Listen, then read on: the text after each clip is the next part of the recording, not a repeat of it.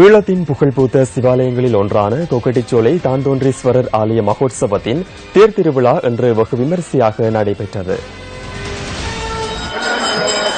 முல்லையும் மருதமும் ஒருங்கே கொண்ட சிறப்புமிக்க நிலப்பிரதேசத்தை தன்னகத்தை கொண்ட அழகிய கொக்கட்டிச்சோலை கிராமத்திலேயே தாந்தோன்றீஸ்வரர் ஆலயம் அமைந்துள்ளது. புராண இதிகாச வரலாறுகளோடு பின்னி பிணைந்து காணப்படும் சிறப்புடைய இந்த ஆலயம் சுமார் 2000 வருட வரலாற்றை கொண்டது என ஆய்வாளர்கள் கூறுகின்றனர். தேசத்து கோயில்கள் என்று கிழக்கிழங்கை மக்களால் பாராட்டப்படும் 7 கோயில்களுள் கொக்கட்டிச்சோலை தாந்தோன்றீஸ்வரம் வீரசைவ மரபுகளின் இருப்பிடமாக விளங்குகின்றது. இத்தகைய சிறப்புகள் கொண்ட கொக்கட்டிச்சோலை தாந்தோன்றீஸ்வரத்தின் தேர் உற்சவம் இன்று பிற்பகல் இடம்பெற்றது.